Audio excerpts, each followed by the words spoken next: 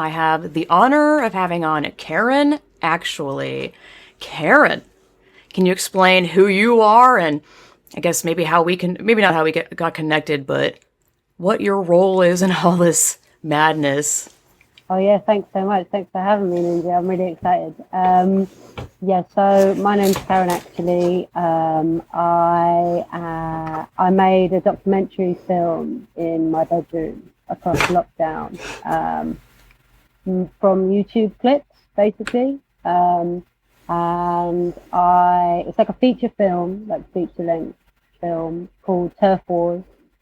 And then I just released it, and I really wasn't expecting what happened next, which is what was that loads of people watched it. It's had like, I think, it's 28,000 views now in just over 2.5 weeks. So I think we're just coming up to 3 weeks now. And I was quite lucky in the sense that there was another documentary, a series released at the time by a more well-known documentary filmmaker, and she released a 4-part series. It's brilliant. And that one's focusing on more the dysphoria side of this, but it does go into other areas. But mine just kind of tagged along with that, and I sort of rode the wave that she had kind of created with her documentary series.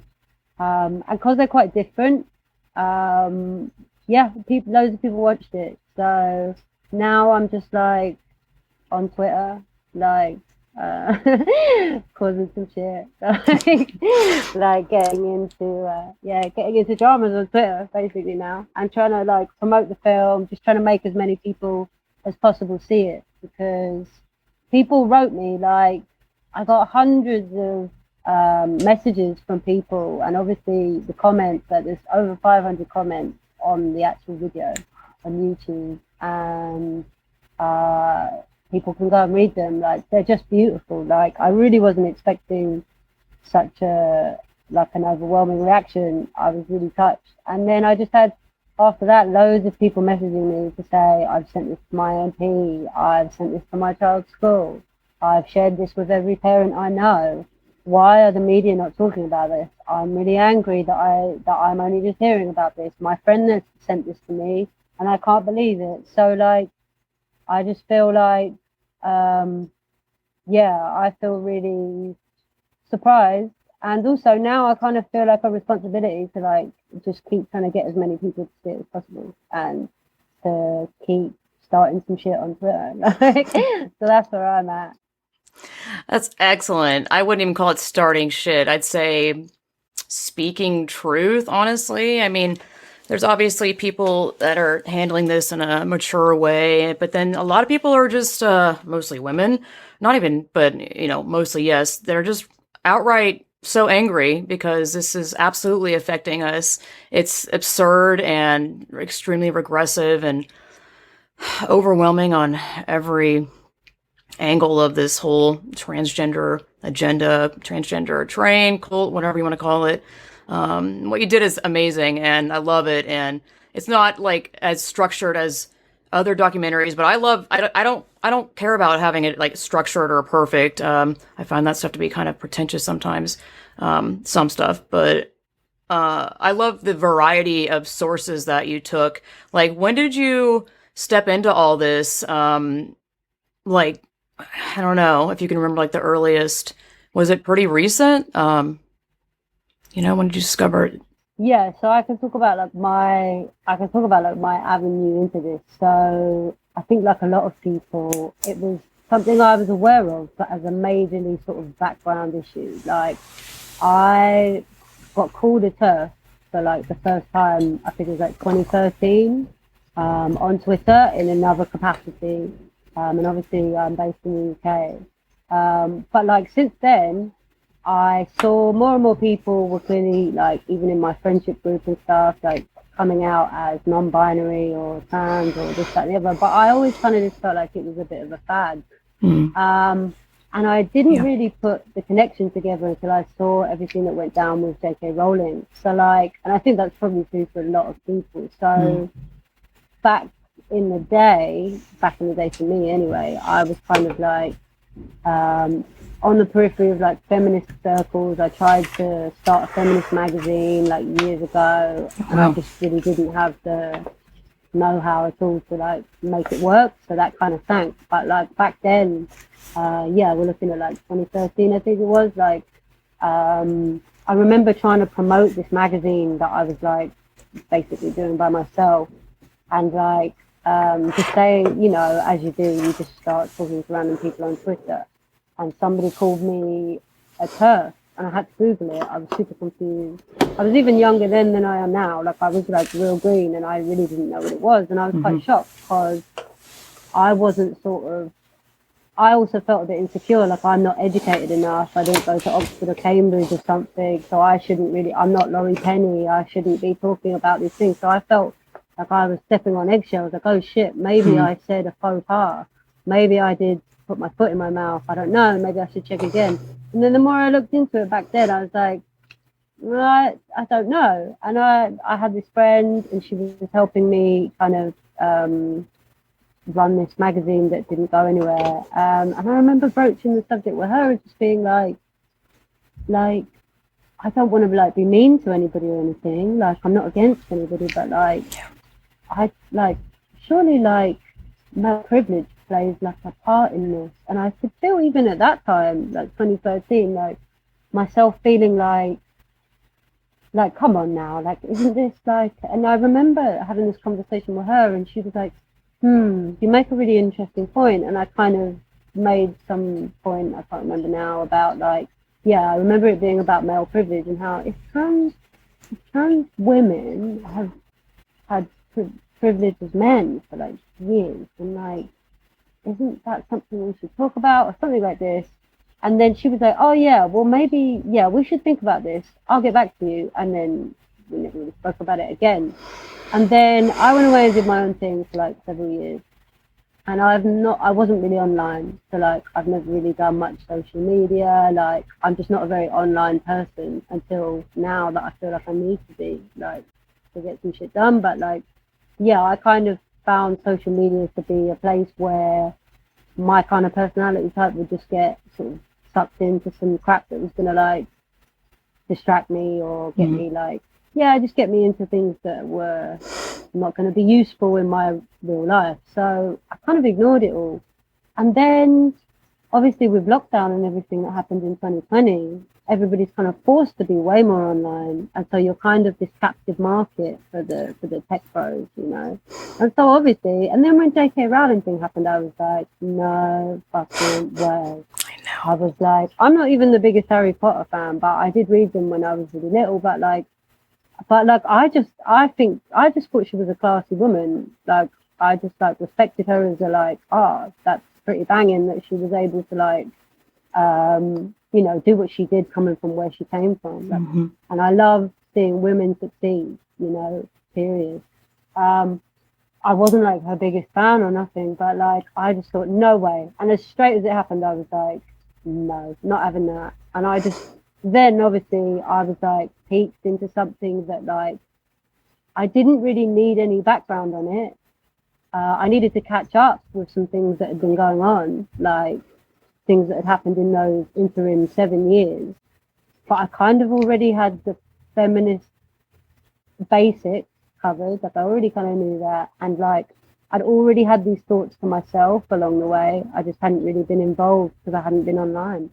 And then I just started ranting about it constantly to like my girlfriend and like my family, my mom. I was just like constantly talking about it, watching everybody's eyes glaze over, like, and being like, my girlfriend had to be like, can we not talk about this at dinner like every night? And then I was like, well, fuck it. If I'm going to be mad and crazy, then I'm just going to like make myself useful. So I started just collecting clips that I was looking at from YouTube. And I'm not even an editor. Like that's not really my forte, but I can edit. So I just started editing it, and I didn't really have a plan. And then before I knew it, I kind of went into this like trance state. I just didn't really stop. And then before I knew it, it was just done. And then actually getting it out and doing that in a safe way, anonymously, then became something that I had to kind of like have lots of conversations with myself about, and like, how am I going to do this? Is this safe? Is this right? What are the consequences? Like, I had to do a lot of weighing up. And then, yeah, just making sure that it took, I must have finished it. I finished it before Christmas.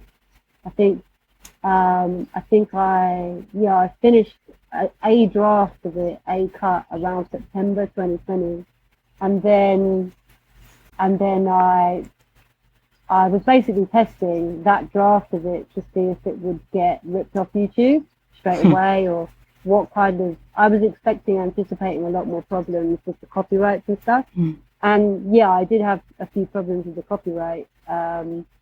And we can talk about the soundtrack and stuff later, but like, yeah, I mean, so that was really my sort of prototype. And then I sort of discovered all the Jennifer Billick stuff, who I know you had on recently, and she's amazing. And then I went back and did a new cut. I think, I can't remember when, but quite recently, just after Christmas.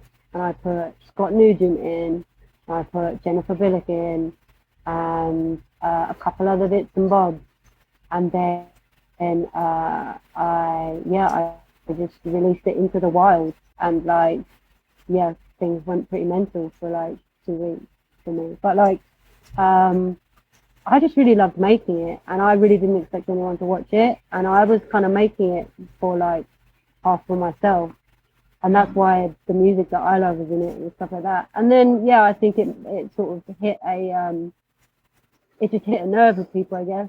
Yeah. The music is great. I think it's humorous. It lays down so much of the like various, I don't know, foundation of the entire madness of it. I mean, almost I mean, a lot of the clips you put in the video was stuff I had seen, and it was just such a great summary.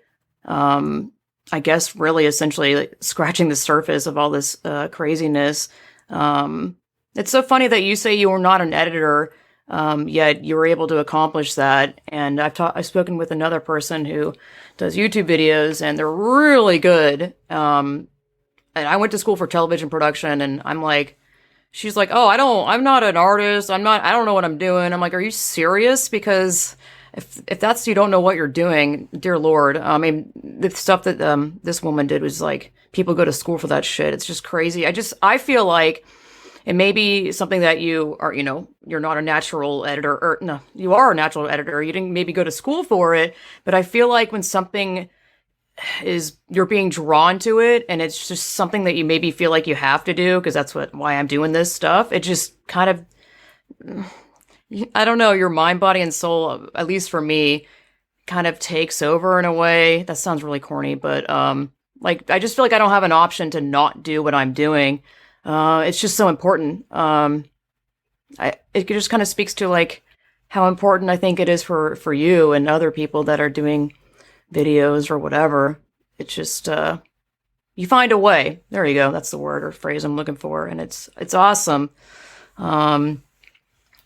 Yeah, it's fantastic. I love it. So, are you planning on doing more videos then? Well, now I kind of feel like I'm obligated to. So I guess in a good way, like it's not a chore or anything. So I agree with you completely. I think when I get in a creative zone, and it's something that I'm so compelled and drawn to do. It's like I couldn't be it's like trying to wake someone from a deep sleep. I just wouldn't come out of it, like, and it honestly, it just kind of made itself. The actual editing part of it, like, probably took sort of 6 to 8 weeks. But like I'm telling you, the film kind of made itself because of how sort of I was just interested in the subject, and I've experienced this before with other sort of creative endeavors where it's kind of, not to be cheesy, but it made itself, like it kind of happened in a dream, and then I'm not like an editor by trade, like I'm not a professional, but I can do that. But I think, as you say, like that can kind of add to the charm of things. You know, it's not professional. I do see the holes in some of the things. It's not color corrected. You know, like the sound design is fucked up, but that's cool. Like, and I think also as well, it's that thing of like, I had a lot of conversations with myself in the bathtub where I was just like trying to figure out like, and obviously, like, I think anyone who sort of peaks on this stuff can relate to like questioning, like, am I crazy? If I just like got lockdown fever and gone way off the deep end, or like, you know, like, am I like taking this too far? Like, am I doing this? And the more that I sort of weighed these things up, um, you know, and then when I finished the film, I had a lot of conversations with myself in the bath about like, you know, well, is it right to do this? Is it, you know, how are you going to go about this? Are there things that you should think about? I wrote lists about like these are the inevitabilities that you can expect. You know, like what if you get death threats? Like blah blah blah. You know, I had to like think about, weigh up so many different things, and in the end, my heart just won out. Like in the end, I watched the film. I've probably seen it more times than the 25,000 or 28,000 views. Anyway, I've seen it so many times, obviously editing it, that I still chuckle at some of the bits, you know, like I still really laugh at some bits. And I'm like, well, I love this film. And also, I didn't make it for radical feminists. Like, I love that obviously a lot of gender critical feminists and stuff have watched it. Like, but my goal wasn't to make it for them. I wanted to have a text. I was shocked that there wasn't really a documentary that I could find that had really gone off the deep end with this. So I was like, well, if there isn't one and I've got one, and if I don't put it out, then who else is gonna? Obviously, then I didn't know there was going to be like a 4-part series. But like, I was literally like, well, fuck, if I don't do it, then who the fuck else is? So I kind of felt like, yeah, I was scared, but in the end, like, what you're passionate about just leads the way, I think. And like, I just thought I can't have, especially like watching like that Jennifer Billet thing after I'd already made several drafts of the film and tested it and everything. And I sort of told myself, oh, maybe don't do it. Like, maybe it's too much of a risk. Like, maybe you shouldn't get involved, you know? Like, and then I watched that Jennifer Billet interview that's incredible by Whose Body Is It, Isabella, and like, I was just like, the hair stood up on my body, and I was just like, I can't let this slow down on my watch and not do something about it. And even if nobody watched it, or even if like 2 people watched it, like that, and they that changed something that they did, like that would be enough. And so I just thought, fuck it, I'm just gonna do it, and I'll bear the consequences too, you know, whatever. Yeah, exactly. Which is why, I mean, I don't know. I've already lost friends and whatnot from all this. And my name is already out there, so whatever. And I don't have any problem with people being anonymous, even remotely, you know, as long as people are doing something about it, I have to say, you know. It's funny. I've had so many men reach out to me personally with private messages being like, hey, I agree with you, or hey, did you see this article? And it's been all men, like not a single female.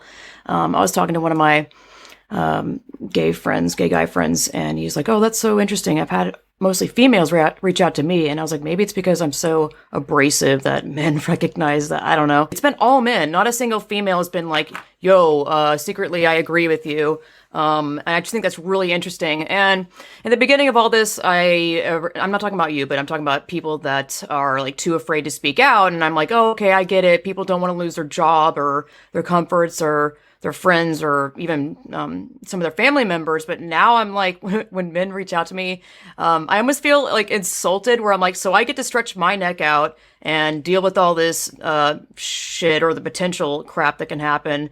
So you can be all comfortable and not want to deal with, woke crowd. Like, cause one of the guys said that, like, I'm like, I've just gotten to the point where I'm like, why are you reaching out to me? You need to be reaching out to your community, like print a newspaper, go old school at this point, because apparently shit gets canceled. This one person was like, oh yeah, I'm just I don't want to deal with the woke BS on my Facebook. I'm like, seriously? So I had to deal with it, and it was pretty not fun, by the way. I'm just like, stop being a fucking coward. Yes, I'm harsh, whatever, get over it. It's just, this is something that's to me, and I think most women and men, it's very serious. Like the future of humanity is really in our hands, and I really do feel like a lot of people don't know about it. And a lot of people do know about it, but are obviously too terrified to speak out or do even anything about it. I'm not saying you have to go protest. You don't have to do like these certain things to be a perfect or to even speak out. Like you can find an outlet where your voice can be heard or whatnot. Like, I don't know, print stickers, put them somewhere. There's just so many varying things that you can do to not be afraid to speak out, because if you're too afraid to speak out on any level, like they're winning. Like that's exactly what they are doing with this, calling you a term transphobe turf. It shuts down any thinking or conversation. People are terrified to lose their comforts, and I've kind of had it where I'm like, enough is enough. The people need to speak out. Imagine all the people that, you were saying something earlier about how you had already thought all this stuff, maybe like not so severe, but it was still there. And I think you said you got to a point where you just had to do something about it. Like, imagine all the people that are feeling that as well, that could be doing something about it. I just really don't think we're going to make a change if it's just you, me, and I feel like small numbers, on the internet, or, even these things are great, protesting and doing this stuff. But my God, we need to have more than half of the globe like doing something about it. It's terrible. It's terrible. It's terrible. People are just living in fear and wanting to appease the woke mob and just bullshit. Yeah. Yeah, no, I think you're totally right. I think there's a couple things in there. So the first thing is sort of the anonymity thing, and then the other Yeah. thing is about, I think it's slightly different in the US than it is in the UK, right? That's obvious. But I'll come to the anonymity thing first. So yeah, obviously the main reason I didn't really want to be my actual self is because I was afraid, like, and that makes me feel like, bad that like I'm not like out publicly and stuff. But the risks for me were just too great, I won't go into the reasons why, but I was just like, do you know what? Like, and the other thing that actually has come of this that I wouldn't have known at the time, the two positives that come from the anonymity. And I can't speak to what it's like, obviously, to not be anonymous. But I can tell you two benefits to being anonymous and doing something about it, which is, number one, I've had very little pushback. Why? Because they know they can't get me. Like they can't, they literally, like, if they can go after Melissa McCarthy, but they can't get to me. So, like, Then maybe she would do something about it. Hooray. Yeah, like, so they haven't really bothered. I'm sure eventually they'll go for taking the film down. So I saw a couple of the really sort of nasty trans activists that the British GC crowd bump up against a lot on Twitter. One of those, I saw that they'd found me about, I don't know, a week in to after I released it. And I saw them talking about what they were going to do about it and whether they were going to like pull it down and stuff. And then they just kind of forgot about it. They just went away. So I think a lot of the benefit, there is a part of me that feels like, oh, it's a bit like, obviously I'm a lesbian. It's a bit like when you're gay and you're in the closet, it's like you do feel a bit of like guilt about that. But one thing that's a positive with this particular scenario is that I can get so much shit done. Like, I tried to start like a like a lesbian protest today. Like, I can do some things that maybe I wouldn't have the audacity to do. I wouldn't have the ability to do if I was just out as my real self. And so there's two things really, which is that it becomes about what you're doing rather than about me. I think another thing, and it's easy for me to say because I'm not out, as it were, in this area, and I recognize that it's easy for me to say. But like, another thing that kind of pisses me off about a lot of the movement on our side is that it becomes about personalities over principles sometimes. And I know everybody's trying to do their best, and like that's not meant to be like, shitting on anyone. I think everybody's under a lot of pressure, and everybody's trying to do whatever they can to just get this over the line. But I do think that a lot of times, yeah, of course, like pride, ego, reputation. It's easy for me to say because I'm not out, but yeah, I just thought, why not just take? I'm quite an egotistical person. I thought, why not take that out of the equation? That way, it's not really about me, and that's kind of liberating because it's just about, for me, it's just about getting the word out, and that's obviously through the film, and I think another thing is that my whole goal was really to make something that could just anyone from anywhere who spoke English at least could watch that, and it's kind of like a YouTube essay. It's kind of like a visual essay, and it's like I wanted to make it as entertaining as possible because we live in such a sort of junk food culture when it comes to content that if you're going to make something that requires this much attention, and I do think this is an issue that you can't really explain that well in a much shorter period of time. It's a complicated issue, and so my whole thing was I wanted to translate it into something that people who have no idea what the fuck is going on could just watch that for an hour and a half, and that's it. They could basically understand everything, and that it would tick off all of the major resistance people have to understanding the gender critical perspective, and just kind of walk somebody through it in an entertaining way. And so because of that, and because I'm anonymous, I can completely focus on that objective rather than getting drawn into defending myself or correcting people who are spreading shit about me, or worrying about people coming after me at my home, or there's a whole bunch of things, gratefully, that at the moment I don't have to worry about, and so it just makes my decision making completely at the moment based on what I'm doing rather than who I am. And so that's been really interesting. And I think, I really respect you and people who are just out in the open. I was just too scared. That's totally fine. I totally get it. And you actually made it. You made an excellent point, though. It's awesome. It makes a lot of sense to me, and I haven't thought about it. Where maybe they petered off and didn't come after you because there's no, their tactic every time is to come after the person's appearance and what they do, which is so boring. And how old are you? 10 years old? You look like a man. Just is there anything else? They just have no argument when they come after your personal life.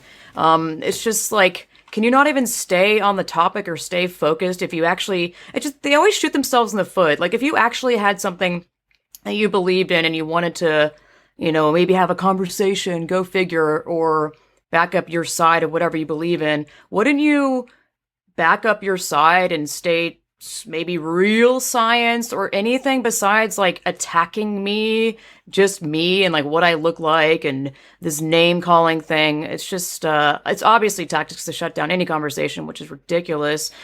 It's unfortunate. I feel like the people that aren't aware of that psychology or something, they fall into that trap of, oh no, I was called something, I better shut up. I guess they're right. It's just such a shitty, unfortunate tactic that I think works on possibly weak-minded people. And I'm not saying that to be oh, I'm better than these people. It sucks because I feel like it convinces really nice people. I think the people that follow along with this are just really nice people that don't want to hurt people's feelings. And if they're framing this in a way of, you're hurting my feelings or you're excluding me if you don't include me in your lesbian, feminist, rape crisis center thing, it's just ridiculous. It's just, God, it kills me because I just know it's really empathetic, caring people for the most part that fall for this if they're not a male, because the males I feel like are just backing up and supporting other males, which is actually hilarious because it's they know it's a male underneath the woman costume. It took me forever to realize that. I don't know why, Maybe because I never realized how severe the patriarchy and whatnot is, how real it is. I don't know. That was a big ramble just then. If you want to add to that, you totally can. But I have a question. Say I'm a great interviewer.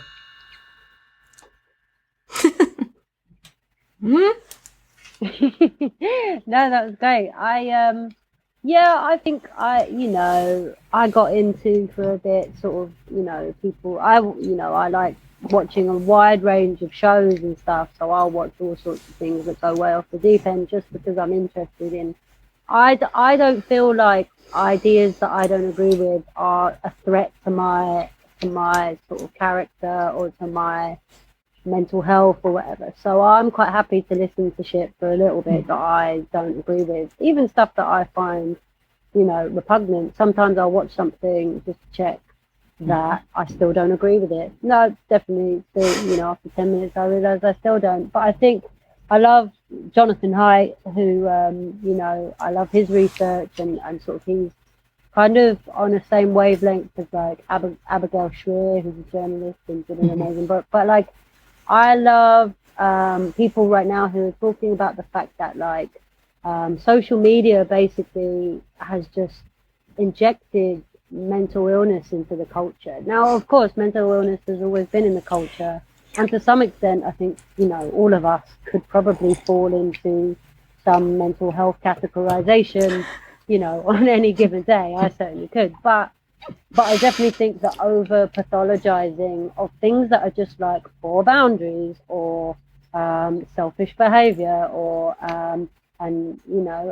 attention seeking. When I was like a little kid, I was just an attention seeker. Like, it didn't need a pathology behind it.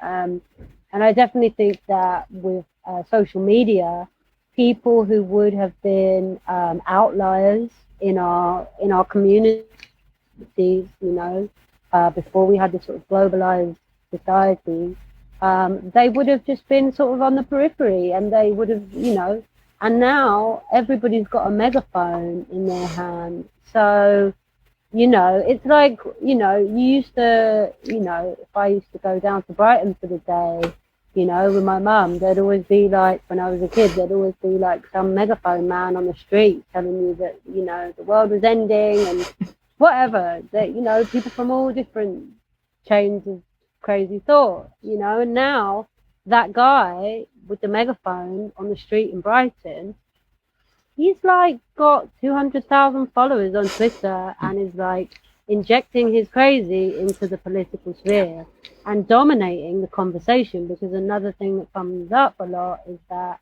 a lot of the personalities that are drawn to this kind of ideology are the same personalities that would have been drawn to any other religious doctrine, whether it be Scientology or, deep Catholicism or whatever. I'm not against religion or for it, I'm open-minded, but I think, it's the personalities again. It's not the principles, No particular religion has anything in it that really bothers me. I think there are some religions that are better than others, but like, really it's people who corrupt these things, There's a guy called Akala, who's a British rapper here, and he's like, absolute power corrupts absolutely, and I think we've come to a place where like,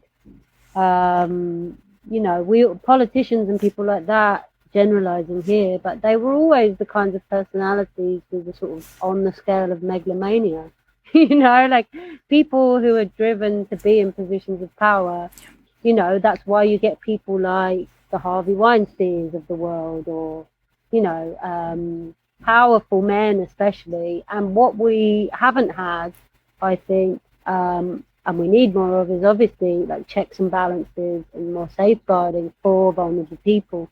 And that's any vulnerable people. Obviously, I care about women and lesbians especially, and children, but that could really apply to any vulnerable group. I think the thing with this agenda specifically, that's a major problem, is that there's already so much mental health issues involved, and then they then start constructing the conversation. So you've got no offense, but really batshit people now telling governments how to make policy. And that's a really dangerous precedent to set. And I think, I've just been looking at there's a lord in the House of Lords here who just today has finally said what the feminists have been saying for years. Talking about the erasure of women in law and in language. It's finally being spoken about here.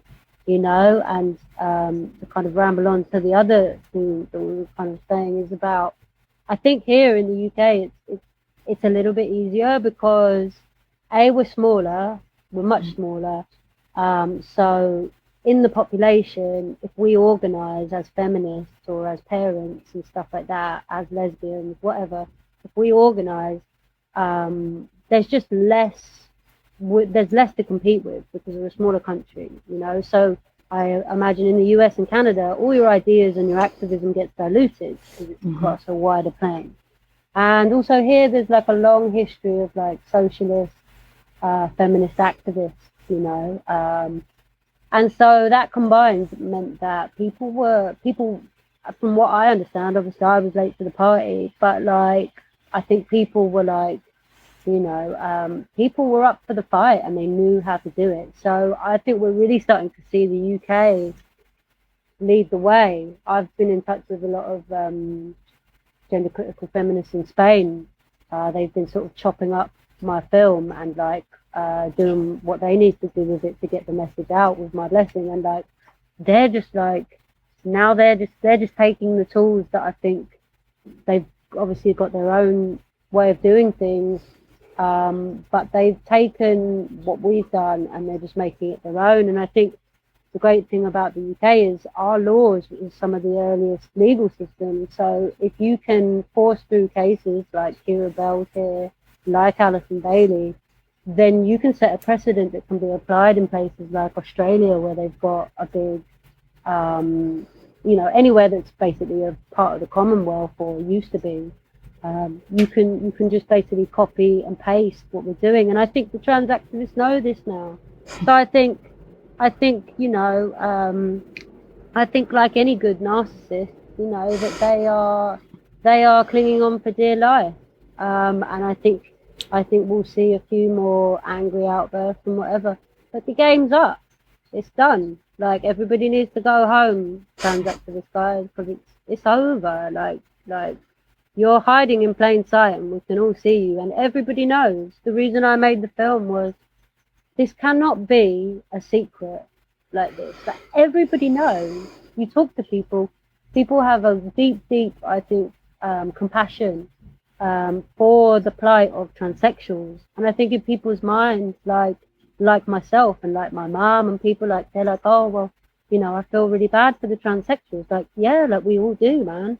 But this is not about them, and that's why there's amazing people like, Debbie Hayton and Buck Angel and Scott Nugent, who are on this side of the debate, because they know this is not helping them. This is, the antithesis of transsexual rights, and I think, yeah, I'm just rambling now, but I definitely think that, the game's up, There'll probably be a few twists and turns on the way, but it literally is the Emperor's New Clothes.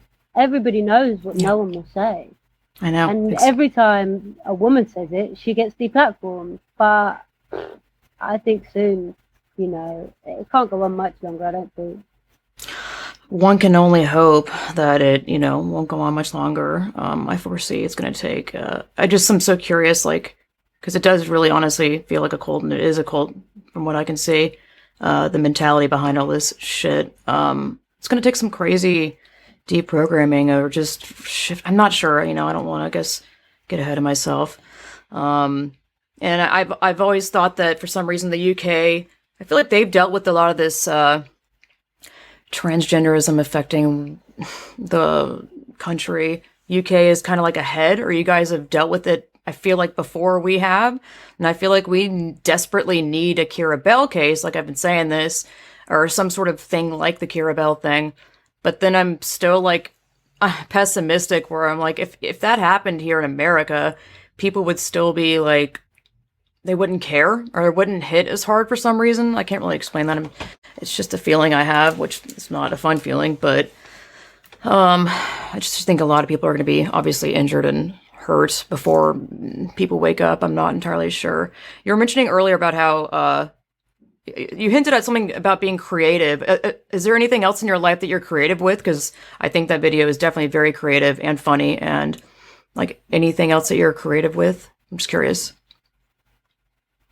Oh yeah, so like my work is in the creative arts, Hmm. but obviously like I think, I really think if you're passionate about something, it's a cliche, but you can just go do it. I called it a Hmm. punk doc because a bit like actual punks, like a lot of them couldn't even play fucking guitar, like they just picked up guitars and like I think yeah, I think if you really want to get something done, and literally anyone can do it, and I think that's great. So I just did. I was like, fuck it. But I also think with what you were saying about the US and stuff, Hmm. I don't know so much about your politics, but I was listening to Kara Dansky, I think, the other day, Hmm. and I'm of the gut feeling, I don't know, so I probably shouldn't guess, but I do think that it will be class action lawsuits your side, I imagine. And I would think as well that a bit like some of the other pharma scandals that have gone down, it will be a class action job. And I think also it might take a little longer, but I do think as well that it will be whenever the insurance companies get wise and they stop backing this because you can't get insurance to have this stuff, fewer people will have it. I think in general, I'm hopeful. I'm not ruling out the fact that um, everybody knows that like it just takes one moment to kind of pique somebody and go, Hmm. what? That doesn't make sense. I like to think that soon, here at least, that Hmm.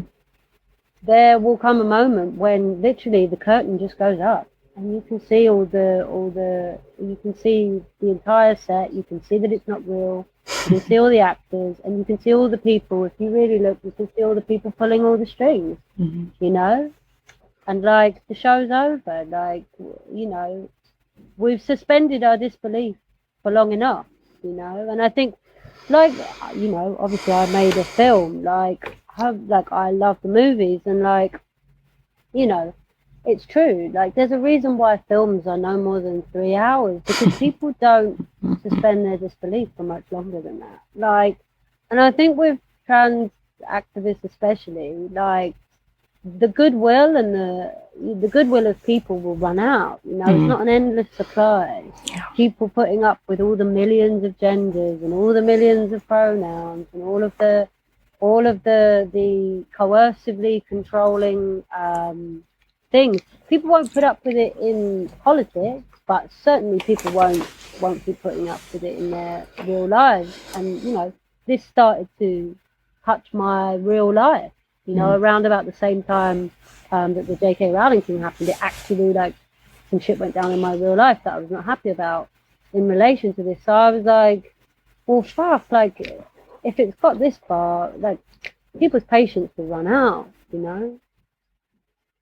I agree. I think that's an excellent point. In fact, GNC centric Ben, I think that's her name or what she goes by, but she was in an interview and she said something that I just was reminded of. She said, she left or desisted and was like, I just got really tired of the pronoun thing. Like, she's like, it was exhausting. Like, I can't imagine having to remember. I always compare this or use this scenario or fake scenario. It's probably very real. Not even probably. I know it is somewhere. Going to a party where it's like 20 people and you have to remember everyone's pronouns and everyone's smoking weed or getting drunk. Like, it's just impossible. You're asking for the impossible out of humans. And obviously, the main thing is just having to lie to yourself and having to lie for the person in front of you and the people around you about what you're seeing. I mean, it's just crazy to me. How are you going to sit there and lie and go against your gut feeling of, no, you're a man. Like, I know you're a man. You want me to sit here and tell you she or whatever? I just think it's a joke. And plus, like, the fluid thing or whatever. There's no rules to this where you can just change your pronouns. And I've already heard of this happening in the workplace where someone's like, it's just so sad to see these people want to appease and not offend someone. Where like the boss changed his pronouns a week later and got on this person's case and like publicly shamed them in like a meeting. Just absurd shit. It's just a massive, it pisses me off to no end to just have that level of control and manipulation of, well, I'm going to change it whenever I want and you're not going to know and I'm going to have the upper hand because it's your fault that you didn't know that my pronouns changed. It's just, yeah, what you said about there's just so many peaking moments to be had, and I feel like a lot of people that are still going along with it have had little peaks, and I guess it's really, like you said, going to take a certain amount of what we mean by peaks is just coming to the moment of being like, this is bullshit. I feel like some people probably don't know what peaking is, but I guess you can only peak so many times before you're like, all right, this is ridiculous. I have to hope here. I think it's also cognitive dissonance type of thing where you are dealt with something or something happens to you or someone says something where you're like, oh my God, I can't believe this has happened and this can't be real because I was told it was this and it was equality or whatever. So then you just kind of make up a new scenario to not deal with the reality of it hitting you in the. I just can't imagine. It's just going to be so many people having to come to terms with I was wrong and I was fucking fooled, and that's a really shitty feeling to have to admit to yourself, to admit to even if you don't have to admit to anyone around you, but just to admit to yourself that, oh my God, I was fooled is such a horrible feeling. Like, so I can kind of get why people would keep going along with it. Unfortunately, I'm not saying I'm saying keep doing that, but it sucks. It's just so shitty. That was a ramble, of course, but makes me sad. Yeah.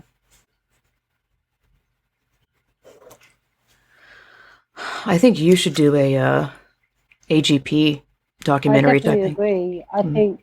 I think what you're talking about there is shame. Yeah. You know, like shame, and I think while you're speaking, like I was thinking. Well, yeah. So I am plotting some things. So I've got a half a plan, and I kind of know what I want to do. But I'm going to wait a little bit because I want to kind of get as many people to see the film that's out there, and then I think then I'm going to try and make a new one. But yeah, to sort of speak to what you're talking about, it is really sad. Because what you're talking about there is shame. When you get something stolen from you, say somebody robs your phone or steals your car or whatever, deep down, the fact that you've lost the thing is not really what bothers you. It's the feeling like an idiot that, what this movement is doing, this mass gaslighting of people, of parents, of children, of vulnerable people with trauma, who are, autistic people, like whoever, any people, even if you're a straight white man with loads of money, doesn't matter, that the shame that people feel from having been duped, that's not going to go away lightly. And I think you can't really have this conversation like you said about sort of ABCs and stuff like that without talking about the narcissism of it. And like you were speaking about how tiring it is and like how, oh my God, if you've got all these friends with all these pronouns, like for fuck's sake. But like what narcissists do, the few that I've met, is they drain you, So what we've got feminists who, someone like Judy Binder or Jane Claire Jones or whatever, they'd be doing like, feminist activities, they'd be speaking out on a wide range of things from prostitution and forward to FGM, and this whole movement has just been kind of sucked into this vortex, this transactivist vortex. And we have to fight this because we can't really do the other things if we can't define what a woman is anymore. Yeah. So it's not like we can't. We kind of have to fight this. I think, what it's doing is it's just sucking a lot of people's time, energy, a lot of money. The court cases and everything costs money, and people like Graham Linehan, who's has like basically invested his life now in this, and like people's reputations are like yeah, like what narcissists do is they want to waste your time, waste your money. They want to suck your energy. You know when you've been in contact with a narcissist because when you come away, you feel shit. You feel tired, you feel drained, you feel less than. It's the same way you kind of feel when you pick up one of those sort of Vogue magazines or whatever, where you come away from it and you just feel like someone's shat in your lunch. You don't feel good. So like this is another reason why I was never really online so much, is because I don't want to deal with people like that. Yeah. Like I think I want to keep my serenity, and like I can't guarantee that I'm going to behave with integrity around assholes like that. So, I end up feeling like an asshole myself. What you hate you become, and I just think, yeah. Another thing is that one thing that, as I say, being anonymous has really helped with is they've, for the most part, left me alone. So what I can do is I can just focus on the task of getting my objectives met with this film, rather than having to deal with all of the stuff that's dragging you back all the time, that wastes your time, wastes your energy, calling the police, like explaining to your employer. So I think, that when this is all done, like narcissism is about shame. I'm not a psychologist. I have no idea what I'm talking about. But from what I've read, narcissism is about, a narcissist has no ability to generate any self-worth on their own. So they need a million mirrors around them to reflect back any sense of self-worth. And we are that million mirrors, And the moment those mirrors are not there, this movement just kind of, the transactions, like it's like popping a balloon, So I definitely think when that happens, whenever that occurs, hopefully soon, who knows how long, but what will be left is a lot of people with a lot of shame. And I think, I've done enough work on myself. I should probably do a little bit more, but I've done enough work on myself to know that like shame, deep-rooted shame, takes a lot of time to sort of need out, like feeling like it was your fault, feeling like you were stupid, what could I have done? And I think it's really important that anybody who is caught up in this and is working through that shame, whether that's parents, kids, just anyone really, like that, it's not our fault, like this was enacted upon us, and that shame doesn't belong to us. That shame belongs to people who are autogynephilic fetishists, who have spent too much time on Pornhub. That's who that shame belongs to. It does not belong to us. And it also belongs to the NGOs and the charities who have basically been the salesmen and women of this fad, and have managed to sell this, crazy story like a used car. A bit like Danny DeVito in that film Matilda, that's what these guys are. They're just putting sawdust in the whatever, and selling this bullshit to MPs and to the government.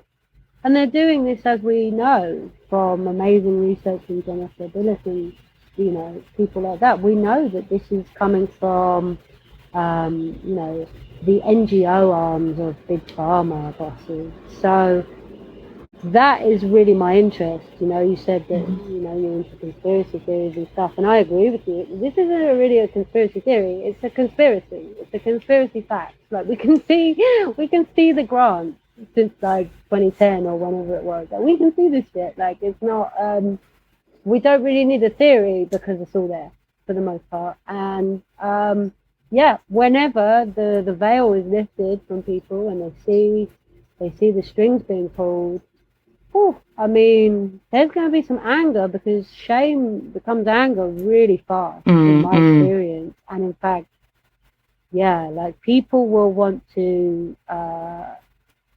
people will want to fix their pain by getting justice. So I wouldn't want to be on the end of that karmic cycle, Exactly. I just don't know. I just am so curious how it's gonna pan out. I really have no clue. I guess I don't try to focus too much on what's going to happen. I mean, I don't obviously think about it every now and then, but try to focus on the now and do what I can do. Just because I'm like, it kind of breaks my brain because I'm usually pessimistic. I mean, I can look at both sides, but the outcomes, I'm like, I don't know, man. Well, I wrote down something. What was it? I don't know. I don't know, the whole JKR thing when it happened. What's hilarious is that I remember her being JKR is like, I thought she was like super woke.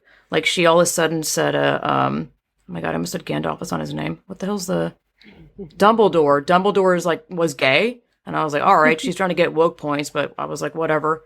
So I was just blew my mind when the woke kids like canceled her. Like I was so confused. Like I had no idea what was going on. I wasn't really on Twitter then because I at the time hated Twitter. It's still terrible in a lot of ways, but it's also connected to me to a lot of amazing people. But I remember I like wrote a tweet out and I was like, what? And then I like remember deleting it being like, because I was like, oh no, I feel like I'm wrong because apparently this is a whole mess. And I was just so confused because deep down I was like, how is she wrong? Well, I don't want to go off about that just because I think we've talked about that a million times. But I mean, we can, but damn it, what did I write down? Oh, Utopia. I feel like in all these cult documentaries I've watched of people, men usually, actually it's always been men, that try to create these utopia ideas, or Wild Wild Country, it was about this crazy cult in America, 70s? I don't remember what year. Insane. Highly recommended, by the way. Where it sounds like a good, in theory, thing where you're on a compound, which that word is a terrible word to begin with, just because it relates to cults, I think. Where, you know, there's no money. People do like gardening and it's all happy and there's peace and everyone's equal and doing yoga, and it sounds like utopia, but I feel like inevitably with the utopia thing, there's a man that runs the show and it winds up being completely corrupted. It just never fucking works. I don't believe in a perfect, happy world where everyone is equal. You know, I don't have any like answer to making the world better, but I don't believe in like, just utopia is never going to fucking work. I don't know. Like I think there's a lot to be said about, not the documentary of that one, but in terms of movies of all, you know, robots taking over and shit. This is going to sound dumb, but not really. These movies were made from human minds. So I'm just like, to me, they are very like cautionary. I mean, we're going to sit here and trust, because I think transhumanism is obviously the next step. This whole transgenderism is a bridge to transhumanism, which is, you know, introducing robotics and Neuralink and all that shit. It's just like, it's ridiculous. And I've seen some of these robot videos. The deprogrammer on YouTube is amazing. She did one on transhumanism. Like humans are programming these fucking robots to answer, you know, the interviewer's like, when are you going to take over the world? And the robot answers with this creepy shit. Like, I don't know, humans are only going to last for 10 minutes or just, and everyone starts giggling. And I'm like, what? Why are people laughing? I just think that no one gets to play God. And I feel like the natural order of the world and humans, this shit is going to like, just show you what it's really going to be if you try to play God. Like, your body's going to reject a uterus if you're a man. You trying to install a faux penis on your lower region is going to not work. Necrosis and all this crazy shit. That it's just, I don't think it's going to be a good thing, even remotely, to like implement robotic crap into humans. This is all over the place, I'm aware, but because in the end, like the transhumanism stuff and robots, the idea of having a perfect world with robots being implemented is coming from a human's mind.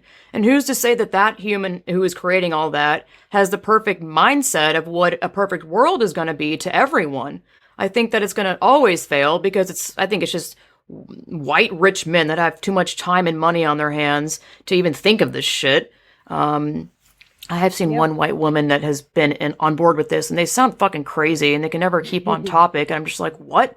It's just ridiculous. It's like, so you want to play God? Like, you know what's best for everyone? You got to be kidding me.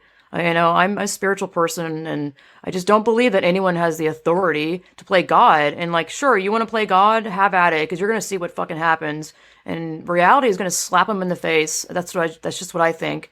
Um, just not gonna I work. agree. Like, yeah, exactly. I think I couldn't agree with you more. Like, again, I'm not a religious person, but the idea that you can play God, I just recognize instantly the complete lack of humility in that. Like, I'm an egotistical person, and I know when I'm stepping over a line, when I'm trying to control those around me, when I'm trying to get outcomes. You know, like I recognize that in myself, and I have to pull myself back. You know, when I'm doing that, be like, oh, like, you know, don't don't go over that line too far, because it's within us all. You know, I love sort of Jungian psychology. You know, Carl Jung spoke about, I think, like the rapscallion nature within all of us. Like, it's there, it's not going away. I like a lot of like meditation and stuff, but a lot of the new age kind of philosophy about, oh, I'm going to clear my ego. Your ego's not going anywhere. Like, it's part of you. I'm a big believer, like, you need to integrate that shit, you know? Like, it's true, like, you can't just cut your shadow off, like, it's not going anywhere, it's following you around.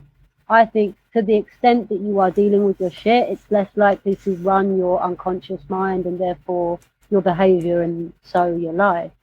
But to come back to the transhumanism thing, like, definitely, like, it's quite clear from Martin Rothblatt's writing, which gratefully other people have read, so I don't have to, and I just read their Twitter threads.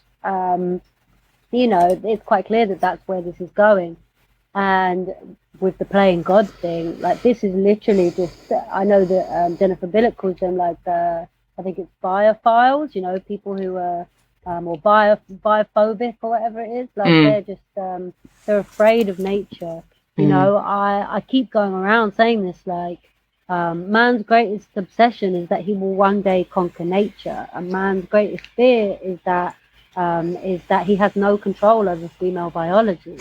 These two things are interconnected. They're not just, this is not an accident. Like, it's linked. You know, like, you know, I was reading about like Hitler being like, I didn't know this, right? Apparently Hitler had a micro penis. But anyway, so this is an aside. But like, you know, read into that what you will. But like, apparently Hitler was like really scared of like dirt and germs and stuff. Like, it's about control. You know, like, a lot of this stuff is about controlling nature, and I think especially for men, although obviously I'm not a man, is I think especially for the male ego, controlling the environment, controlling nature, and of course controlling women makes them feel more secure about themselves. I was chatting the other day on Twitter, of course, about something like I read somewhere, I can't remember what it was, like how back in, like, you know, early man, men didn't actually know, as silly as it sounds, that their role in reproduction, it just seemed to them as though women were just spontaneously creating life. They felt very insecure about that. And my theory, I don't know, I wasn't there, can't claim to, you know, cover the answer, but I feel like all of this is making up for the fact that they can't make life, right? So all of man's efforts at creativity are really to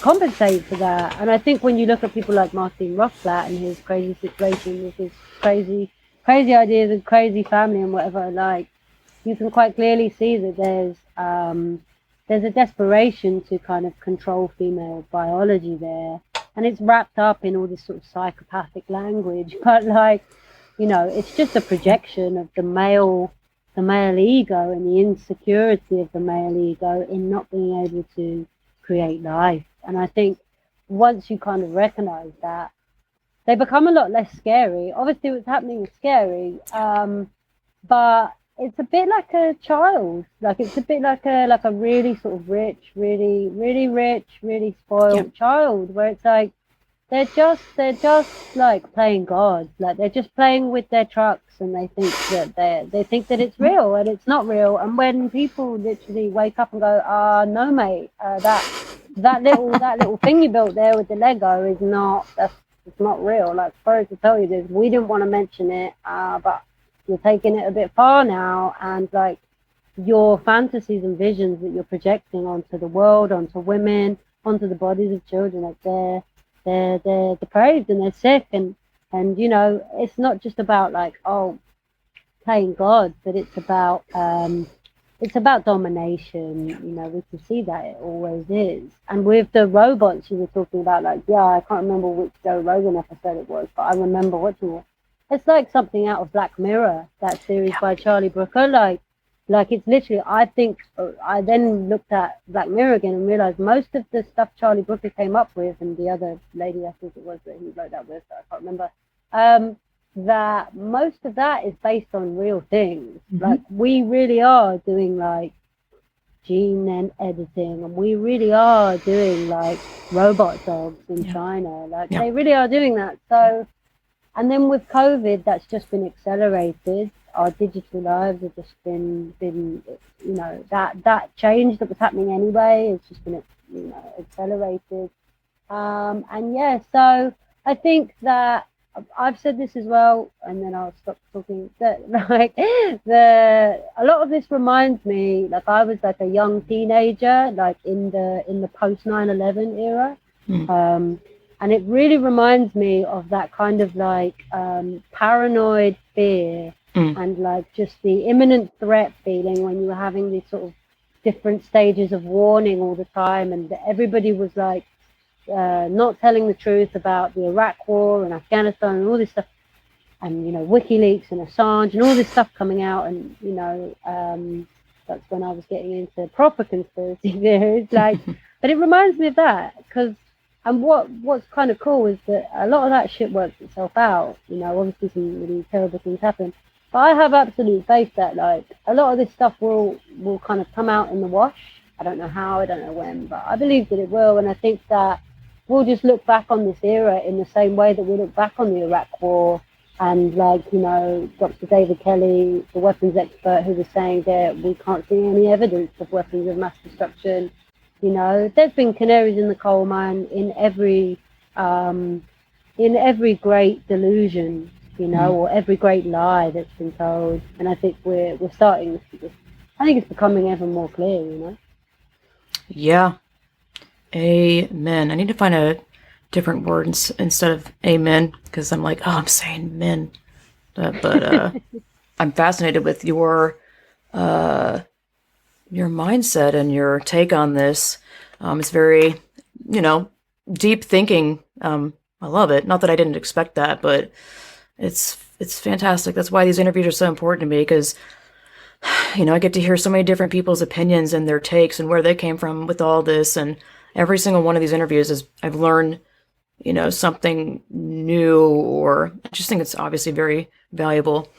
One thing that I wrote down while you were talking, or we were talking about, playing God thing is, I love movies as well. And the Batman movie, Batman, I don't remember. It's one of them with Christian Bale. Yummy. Anyways, where there was a moment where they had to like surveillance everyone, and Morgan Freeman was like really upset with it, and he was like, I'm only going to do this once, but after this it's being destroyed. He was really uncomfortable with being able to surveillance like everyone who had a cell phone.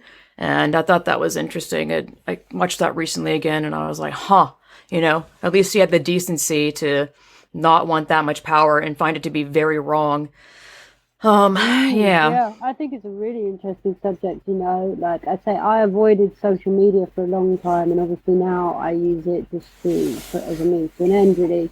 But I can feel when I use it, sort of the adrenaline kick and stuff, and I get sucked into dramas. Like I'm sure we've all seen that documentary with the social dilemma or whatever. We've known about it for about 3 or 4 years now, I think. Like it's certainly been out there in the public domain. But one thing with this surveillance thing, this obviously is not a new thing, and that's why I say it does remind me of when I was a young teenager, and it was like, all the post 9/11 dramas, where it was like, back then it was like Banksy was like just, the artist was like popping up all over the place, and a lot of it was to do with this surveillance culture.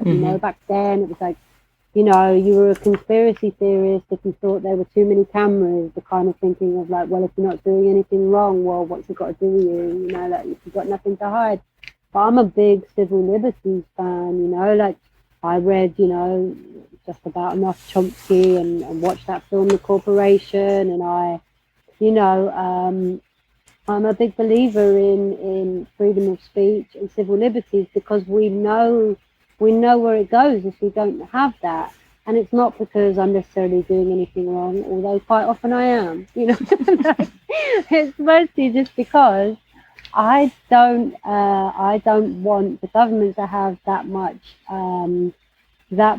control over my life, and I definitely think we have gone into a place now where everybody's got screens in our pockets, in our phones, and I use them the same as everybody else. Mm-hmm. Because what we end up doing, the whole trans thing is, and similarly with the lockdowns and stuff, like, which is another topic, but a lot of it shows up, you know, like authoritarianism doesn't just sort of advertise itself as fascist, like, it shows up as safetyism a lot of the time. Like, it shows up as convenience, you know, like, it's never going to advertise itself, you know. We were talking, and sometimes the stuff, when it comes along, it doesn't even know what it is itself, you know. I genuinely believe that Zuckerberg didn't really know what monster he was creating, you know. Quite often it's like, when we were talking about playing God and stuff, there's a high likelihood that some of these crazy people, you know, who are leading this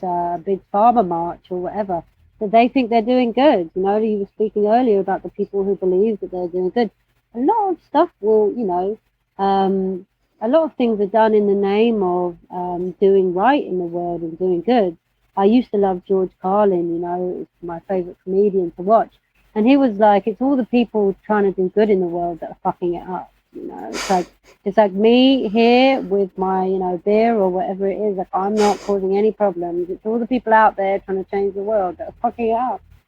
And I think we can see that in social media, and we can see it in this surveillance culture where, you know, our need, you know, especially younger generations, probably the generation just below me, especially the most, who sort of came of age in social media, which is, you know, just I'm a millennial, you know, like, you can see it there, like, everything needs to be documented, you know. It's like, if your lunch doesn't happen on Instagram, it shouldn't happen, you know. And we can see that where we've accepted a lot of interference in our day-to-day lives from tech companies. And I think when Trump got thrown off Twitter or whatever, that you can see a direct timeline from that to when people were first putting up all these CCTV cameras everywhere in the early 2000s. And Banksy was like, you know, drawing, like, you know, spray painting artwork about it 20 years ago. Like, I can see, I don't know about anyone else, but I can see the through line, and for me it feels the same.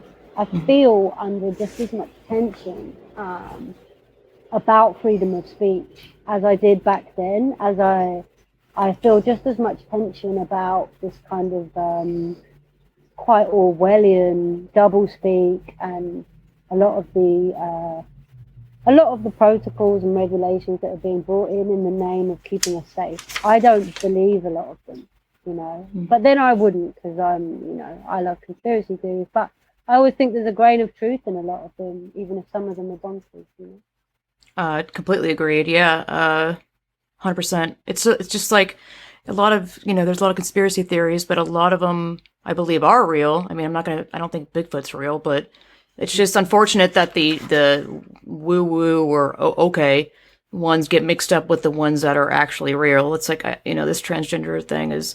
People are like, oh, conspiracy theory, fear mongering. I'm like, it's a conspiracy, not a conspiracy theory. Yeah, the whole free speech thing. I did read that article. I think it was in the UK of some cop knocking on some like 74-year-old woman's door because of a tweet she made. Like, yeah, is that shit seriously happening over there? How insane! What a waste of time.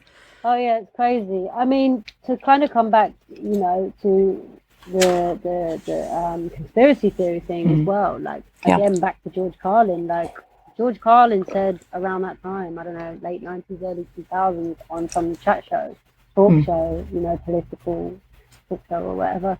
He was like, you don't need a conspiracy in the way that people think to get these things to happen. All you ever need is like-minded interest. You know, that's all this is. Like when people talk about conspiracies or conspiracy theories, you don't need anyone, although I do believe that this also happens, but you don't really need any like public leaders or company CEOs or billionaires or, you know, royal families or whatever. You don't need them to go all and sit in a room and say, look guys, this is what we're going to do. We're going to like really fuck with the population and, you know, make up some, you know, fictional disease. Or you don't need anybody to do that, because you can be an opportunist with things that naturally occur. So if there is a COVID, we've seen Amazon, you know, amongst other companies, massively profit from something that occurs, you know, and it's like, you don't need a conspiracy theory or a conspiracy. You just need like-minded interests. Billionaires, you know, they think alike because their interests are alike. And that's true whether they're Pfizer or whatever, the Pfizer, the companies that do the vaccines, or whether that's all the big pharma people, you know, Arcus Foundation or Martin Rothblatt or the other one that I forget. They don't need to, like, you know, send each other a little WhatsApp and be like, look guys, let's have a secret code, yeah? Let's just use, I mean, they have got their whole other language. It sounds like something a high schooler would make up. But they don't actually need to, like, you know, have some secret WhatsApp group or whatever. They've just got like-minded interests, usually surrounding money and market share and control. It doesn't, don't need, like, and then what happens is lobby groups. So as we've seen with the trans lobby, you know, and something that I was watching Harry Miller from We Are Faircott talk about the other day that really impressed me was, again, it's something I read about in The Science of Getting Rich, actually, which is a really interesting book. I read about that, which is that all charities, all charity groups and all charities, they unconsciously have to keep the problem going. So, for example, if you have a charity, just say like Stonewall, that's there to fight for lesbian and gay rights and bisexuals too. Like, BLM. yeah, exactly. And then it's like, well, we're getting all this funding for fighting this problem, therefore we have to justify our own salaries, therefore we have to, you know, we have to create new problems. Like, and again, Jennifer Billig spoke about, you know, we have to create a new market here. And they've successfully sold that to the government. So what we're seeing now as well is that there are, luckily here in the UK, there are members of the Houses of Lords and MPs as well, you know, like Rosie Duffield and people like that who have a conscience, who are speaking up now. And then there are, of course, politicians who have taken, you know, I won't name names, but sure, they've taken donations for their campaigns from certain groups or certain individuals. And so whether that's the case of passing this law or changing that policy or pressuring others to, or you know, whether that's in the SNP or the UK government, it doesn't really matter, you know. What we're starting to see is basically who's been bought and who hasn't, you know. And like, gratefully, I think a lot of people haven't. I think it's taken the politicians a little while, to the ones who haven't been bought, to figure out how to approach this, because it's such a heated issue. And we were talking about shaming earlier, you know, everybody keeps using the word toxic debate. The toxicity here is the shame, you know, the shame that's being smeared like shit all over any woman who speaks about this publicly. J.K. Rowling, Rosie Duffield. The shame that's being put on women in the form of sexualized threats of violence, etc., is the shame that men always smear on women, you know. Men who are like that, not all men, but like men who are themselves ashamed of themselves, they project that onto women and they smear that onto us. So that's the toxicity. It's not it's not coming from anything else. It's just that's what it is. It's just shame, and it's being projected from people who can't own their own porn addiction. In my view, I don't know how we got there, but yeah. Oh no, that's fine. You're kidding me? Everything is relevant here. Yeah. One of the things that I think is so dangerous about all this, I don't even know on what scale, but it's still, I think, is dangerous, is that if you're clueless about what's going on and you start reading someone's effing Twitter thing, or I don't know if this person writes anywhere else but there, but do I even need to name a name? Probably not. I don't need to. But they have some sort of a presence on Twitter, or a lawyer, and they're trans. Well, by the way, trans isn't real, but whatever. I know who you're talking about. But the things that they say, it's not just them, by the way. It's almost all TRAs, trans rights activists. I've noticed they use language that we say about them, and it's not name calling, but in sense of like, I can't think of like specific words, but I'm like, oh my God, they're using the same things that we logically really say about them, I can't think of the actual words, but they use the exact terminology that we use on them, like not on them, but say about, where I'm like, oh no. Yeah. But I just think it's a language manipulation. I'm like, you're literally, like, say we say stuff about, like, help me out here. I can't think of a fucking phrase where I'm like, they're twisting reality. Okay, they're twisting reality and something like that, where they'll say that about us. And I'm like, oh, this is so dangerous. Because if you listen to both sides, you're like, well, who do I believe? Because they're both saying the same exact thing about each other. Well, it's a massive Darvo thing, isn't it? Yeah. What is Darvo? Darvo, I'm going to forget it now. I know, that's why I asked you. I can Google denial, attack, reverse the victim and perpetrator, I think. So it's denial. Oh, wait, it's an acronym for deny, attack, and reverse victim and offender. It is common manipulation strategy of psychological abusers. The abuser denies the abuse ever took place, attacks the victim for attempting to hold the abuser accountable, and claims that they, the abuser, are actually the victim in the situation, thus reversing the reality of the victim and offender. This usually involves not just playing the victim, but also victim blaming. Ding, ding, ding, ding, ding.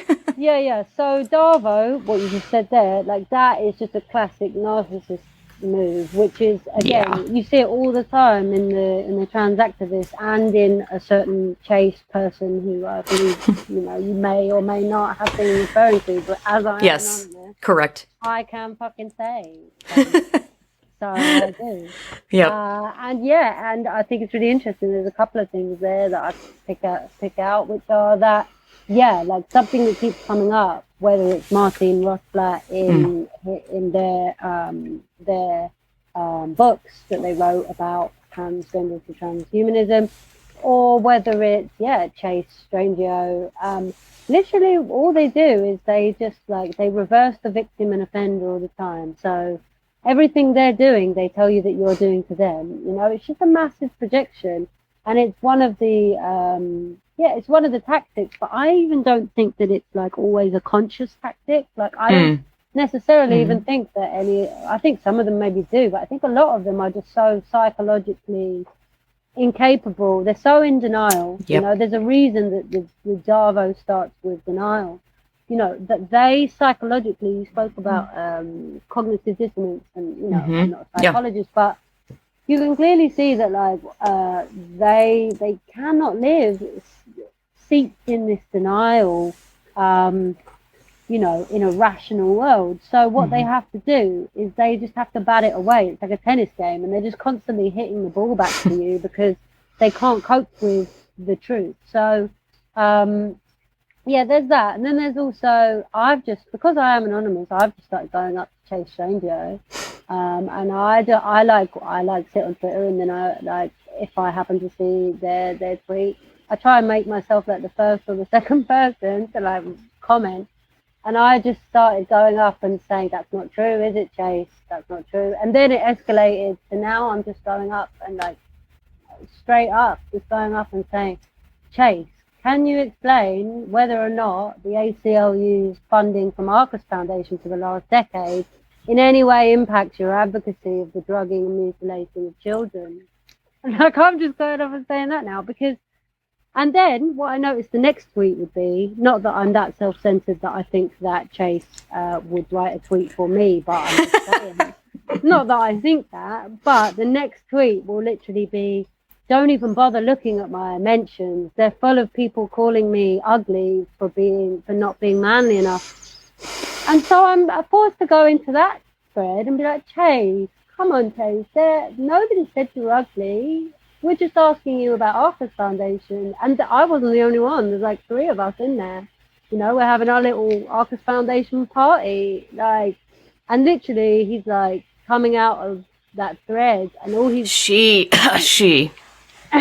whatever, like, that person wants to call themselves, I'm just saying, Chase, like, yeah, like, I don't know to what level they are conscious of what they're doing. But yeah. I veer from one side to the other. I'm like, they absolutely know. I'm like, they absolutely know what they are doing. And that's why they're so ferocious when they come at anyone who disagrees with them. And then I veer sometimes to the other side where I'm like, you know what? Maybe they're just like an alcoholic who's so far in denial that every time that they get like touched with that reality brush, they just spontaneously combust, and maybe they just don't know. I don't know. I've got to a point where I don't know if they won't face reality or if they can't, but I recognize that they don't. So I don't give a fuck, and I'm going to treat them like they can't. So yeah, like, it's a lot of it is just denial and Darvo tactics, but I don't know whether every single one of them is using those tactics in a conscious, like, sort of... I don't think it is conscious, honestly, because if you're living in a fantasy world where you're not in touch with reality, on any level, I do believe this can take a stronghold and really have you convinced. I mean, that's literally what cult shit is. I was reading this cult book, Steve Hassan. He was in the Leah Remini documentary, other cult documentaries. Amazing book, by the way. I forgot what it's called, but I'll put it up there or something. He's talking about how people that are indoctrinated in cults, the new cult identity is not technically replaced by the intuitive realness of the self. It doesn't like erase the self. It just kind of, he used this terminology. He said the genuine self is in a straitjacket. So I think that when this person or anyone on the interwebs or in person as well gets really aggressive, I just feel like it's their internal self that has been pushed down, the real self, that has been, muted and straitjacketed so much, is like in some way, like, I'm not sure. I don't know. I just know that when people are emotionally reactive like that, or ever, you've hit a nerve. Something's there. Whatever it is, something. I guess their real self. I'm not sure how to explain that, but I think it's fascinating that all of this centers on identity politics. That's part of the reason I put X-Ray Specs identity in it, because if you read the lyrics for that song, they're genius, by the way, and they're so applicable. Which song? X-Ray Specs identity. Is, I basically used it as the theme tune for the movie, like, because the lyrics are just, oh my god, like, but anyway, that as an aside, like, identity and selfhood, the idea of the self or the innate self or whatever, like, these things are intrinsically linked.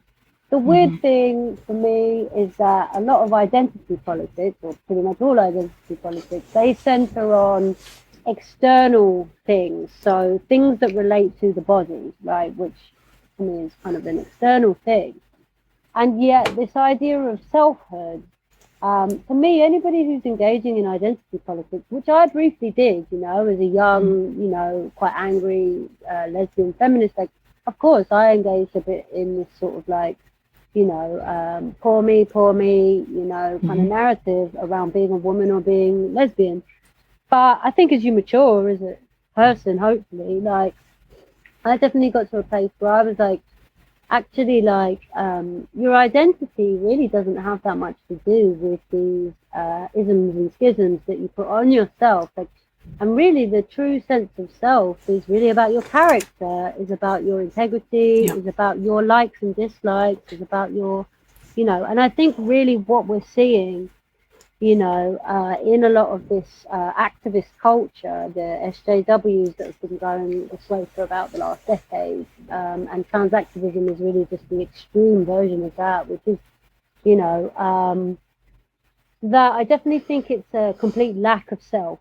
So I think it's a denial of self. I think it's and I think that it's if you don't like yourself very much, and I've definitely been in that place, so I can kind of relate to it, and I feel desperately sort of compassionate towards, especially a lot of the young lesbians who are getting caught up in this. It's having horrible effects on them. Like, you know, I like I know that if I had have been born maybe 5 years earlier, I probably would have been one of them.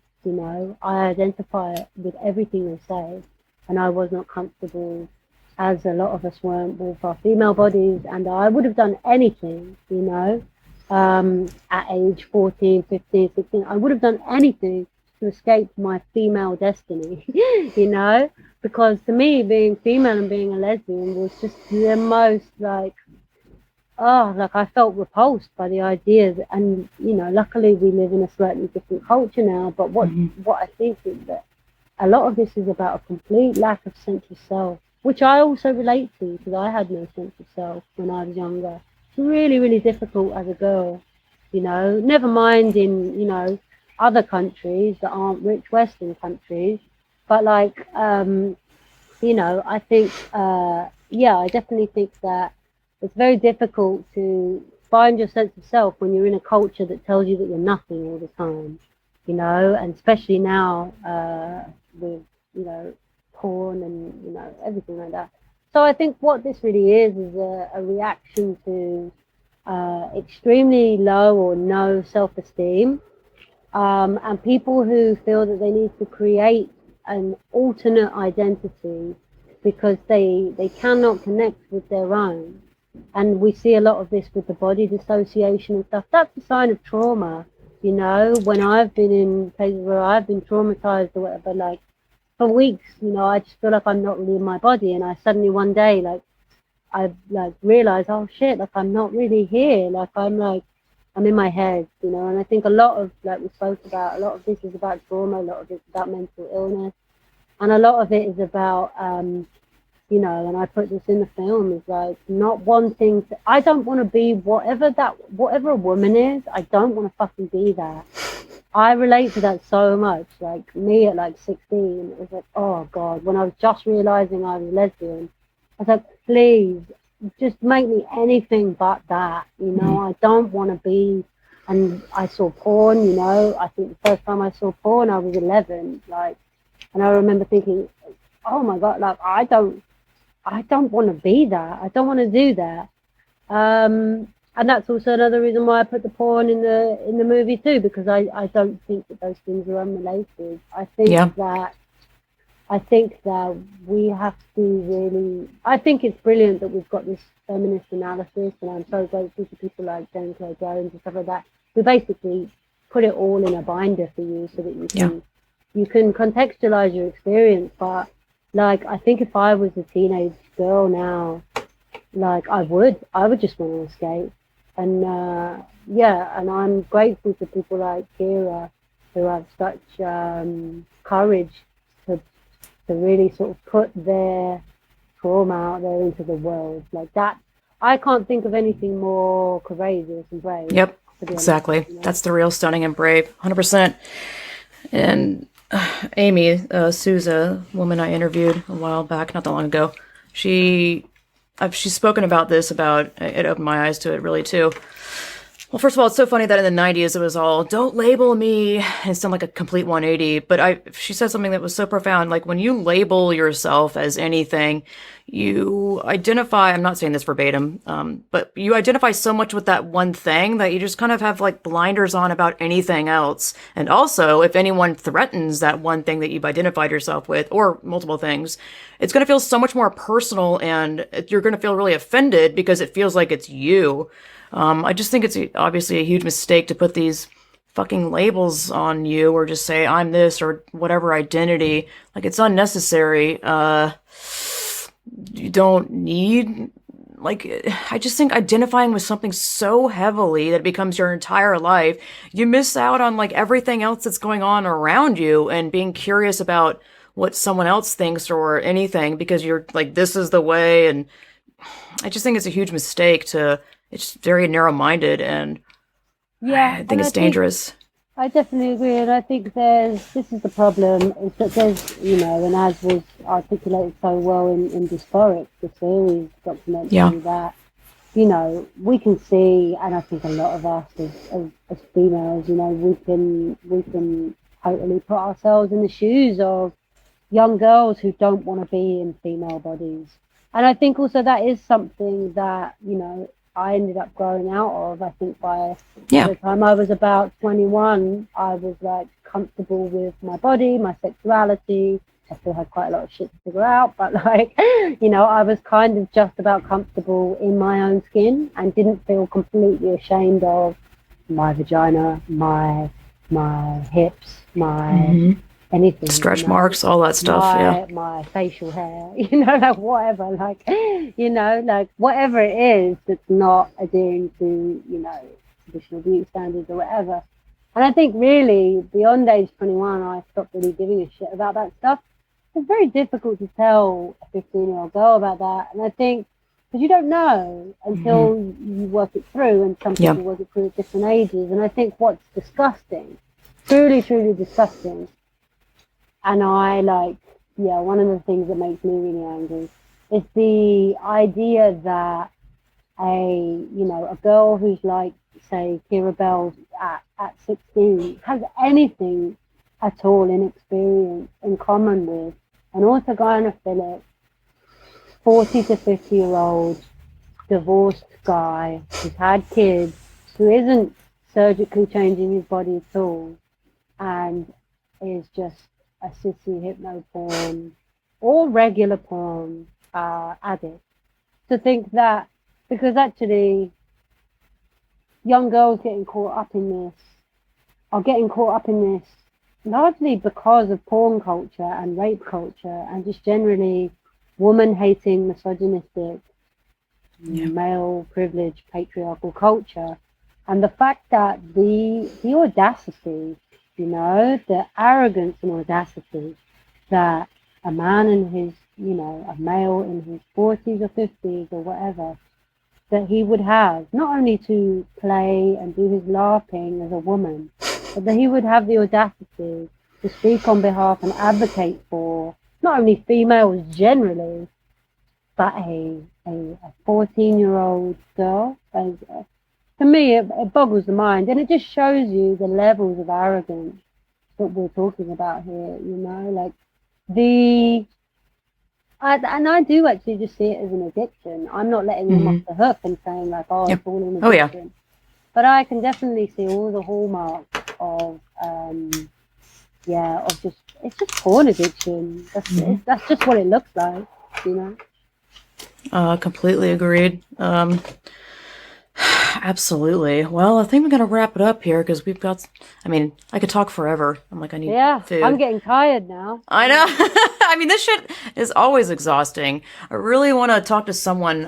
It can be you, anyone, about the. I just think I want to do a whole episode on autogynephilia and cis hypnoporn because it's one of those elephants in the room that's all, oh no, just, ooh, scary. And I just think it's such a huge part of all this. I think it's like 90% of the men becoming LARPing as women. I really think that it's the overwhelming majority is that. And I'm like, we have got to talk about it because people think it's just someone trying to live their authentic self. Just so ridiculous, whatever. No, Anywho. exactly. I think there are a very, very, very small number of people who really are just, would prefer to live and play out their lives as the opposite sex, and that's cool. And they've got dysphoria, and if they want to have the surgeries and they're adults and they know what they're doing and they've, fine, no problem, none of my business, But I think with the children, that's got to stop. And I also think that, yeah, as you say, orthogonophilia basically explains the whole thing. When I came across that, I was like, oh,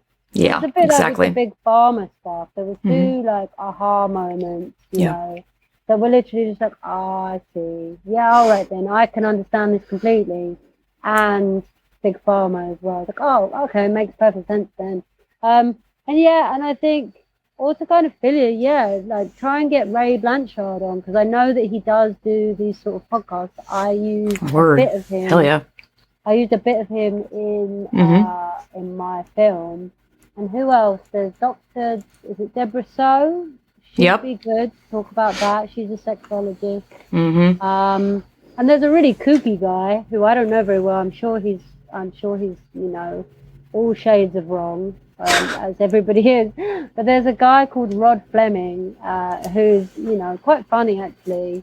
Um, I'm not sure. I'm sure he's all shades of wrong, but he's very knowledgeable for some reason. He's like a photographer, but he's Hmm. in my film as well, talking about autogynephilia. Yeah. Yeah. But Yeah. anyways, it's been such a pleasure. Thank you for having me Yeah. on. Thank you. Where can people find you on the interwebs? So on the interwebs, I am on Twitter as @Karen _ actually, and you can watch the film Turf Wars the movie on YouTube. Please go and watch it and share it and keep sharing it. And yeah, I am on Instagram, but I haven't really done anything on there yet. So watch that space. Right on. All right. Well, thank you so much. And we'll catch you guys on the flip side. Bye. Hey, y'all. So I created an enamel pen a couple months ago that is a skeptic pen. I'm wearing it right now. I'll put up the image of it because you can't really see it because of the green screen. But go and buy my stuff and support me as an artist and what I do. I would greatly appreciate it. Yeah, and I create patches, and I have a kitty right here, and his name is Clippy. So yeah, go and get your enamel pen that I created. Oh, there we go. How cool is that? Look at that.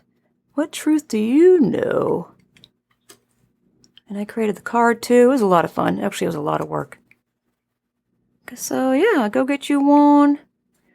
Go get your friend one who may be a skeptic. And thanks for supporting my work. I greatly appreciate it. Wolf, cat.